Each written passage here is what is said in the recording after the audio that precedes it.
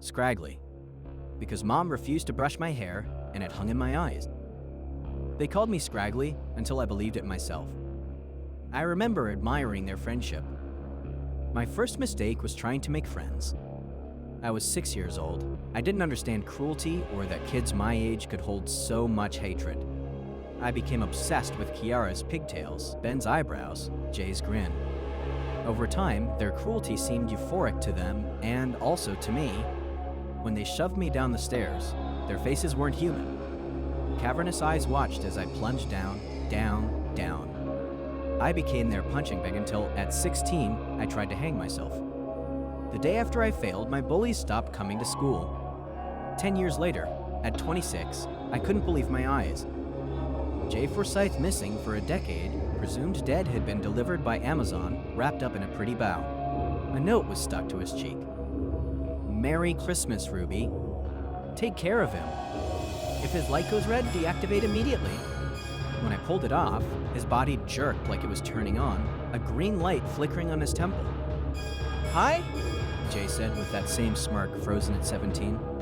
But his voice had a robotic tinge. "What's going on, Scraggly? What are you?" I demanded.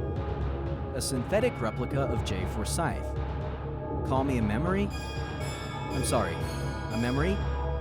Jay rolled his eyes. "That's what I said, Scraggly." "Get out," I snapped, shoving him into the door. The green light flickered orange, then back to green. He stumbled, blinking. The light flashed orange again. "Do that." Again. Intrigued, I grabbed his shoulders and slammed him into the door, head first. The thing screamed, ripping out his hair. The light turned purple, then orange, as he dropped to his knees, purplish fluid dripping from his chin. "Ask me," he gasped. "Ask me my last available memory." "What?" Jay looked up and trembled. "Why am I? Always here." He twisted around, wrapping his fingers around my neck. "Where are they?" The orange light grew brighter, igniting. "Where? Jay." "We were here," he snarled, his hand tightening around my neck. "In this room? Why was I here, Scraggly? Why is this room the last thing I remember?" His fingers nipped at the flesh of my neck, but I was smiling. "Because I fucking killed you," I hissed, and he dropped me, staggering back. "No," he mumbled. "No, no, no, no." I knelt in front of him, grabbing his chin and forcing him to look at me. "I took you into my basement, Jay, and dismembered you, piece by piece, while you were still breathing, still alive." I flinched when his head jerked violently, blood spurting from his nose. The light on his temple turned red, his body suddenly going stiff. "Get me out." His voice surprised me by breaking, splintering into a human shriek. "Get me out!" He slammed his head into the ground. "Get me out, get me out, get me out." Marcy loved puzzles. Her small apartment was a shrine to them, framed mosaics of serene landscapes and famous artworks, each painstakingly pieced together and proudly displayed. She found solace in the quiet order of fitting the pieces, each one clicking into place like a tiny victory over the chaos of life. One rainy Saturday, she discovered an unusual box in a second-hand shop. Eclipse, a puzzle experience? The black box with silver lettering intrigued her, but the shopkeeper, a wiry man with a crooked smile, hesitated. "Are you sure?" he asked with a crooked smile. "It's different." Marcy laughed off his warning. At 2,000 pieces, it promised a challenge with a gimmick, a softly glowing image in the dark. For a week, she labored over it. The image slowly took shape, a misty forest under a full moon. The details were exquisite, gnarled tree branches, faint shadows that hinted at something lurking just out of sight. The night she completed it, she framed it and hung it in her bedroom. As she turned off the lights, her excitement turned to terror. The serene forest vanished, replaced by jagged, glowing letters. "Run!" Her heart thundered. She flipped the light back on. The peaceful forest returned. She convinced herself it was a trick of her overtired mind. Laughing nervously, she climbed into bed. That night, she dreamed of shadows moving through her apartment, their limbs impossibly long, their faces absent. A faint scratching sound woke her, sending shivers down her spine. She turned her head toward the puzzle. The glow was back. This time, the words were different. "You'll die when you sleep." Marcy's scream died in her throat as she scrambled for the light. Again, the serene forest reappeared. Her hands trembled as she stared at the frame, her reflection faintly visible in the glass. Determined to rid herself of the puzzle, she yanked it off the wall and threw it into the hallway. Breathing a sigh of relief, she returned to bed. She woke to darkness. The puzzle was back on the wall, glowing brighter than before. The words now read, "It's too late." A cold draft swept through her room. Marcy froze as the scratching sound grew louder, this time coming from inside her closet. Slowly, the door creaked open. She wanted to scream, but no sound escaped her throat. Her body froze as something moved in the shadows, an elongated form, its jagged limbs fitting together like mismatched puzzle pieces. The last thing Marcy saw was its hollow, endless eyes before it lunged at her. The shopkeeper found her in the bedroom the next morning, slumped against the wall beneath the puzzle. Her lifeless eyes were wide open, her face frozen in a rictus of terror. Carefully, he disassembled the image, sliding the pieces back into the box. When he was done, he turned to leave, stepping over her cold, stiff body without a second glance, with his crooked smile returning. "I told you these were different." "You stay out of there," Mummy said, looking worried, pointing at the cellar door. "That's Daddy's home." "Daddy lives down there?" I asked, innocently looking up. "Yes, and he doesn't want to be disturbed." Mummy then scooped me up in a big hug that made me feel all fuzzily inside. "It's your bedtime, mister." She kissed me on the forehead, then put me back down. "Now go brush your teeth. I'll be up in a moment." I did as I was told and went upstairs to the bathroom to brush my teeth using my new dinosaur toothbrush that Daddy got for me, which also came with a matching brushing timer as well. Tapping the head of Dinky Dinosaur, which sat on the counter by the sink, I began to brush. Remembering what I was taught, when it goes green, you're all clean. I watched the lights and Dinky's eyes go from red to orange. Almost green, nearly clean. Suddenly the power went out. Everything was pitch black, except for the two green lights glowing on the counter by the sink. I didn't like the dark.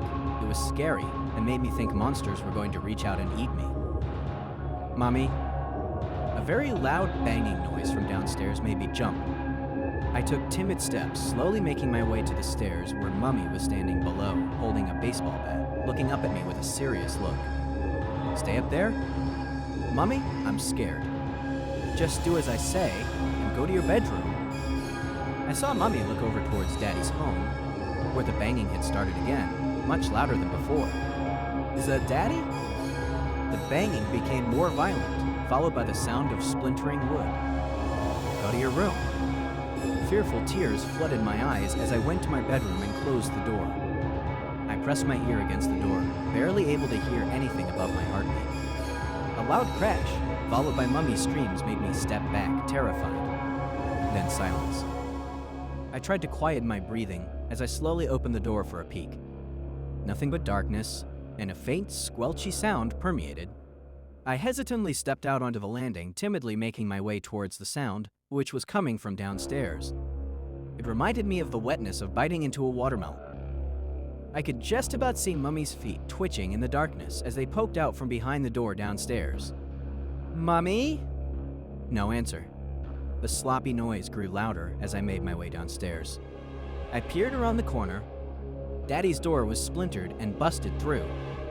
Mummy lay on the floor gargling and twitching, while Daddy, who didn't look well at all, knelt over her, groaning, as he ate her windpipe through spurts of blood. I ran outside, finding nothing but a cold, dark, and empty street, completely desolate, but for newspapers scattering in the wind.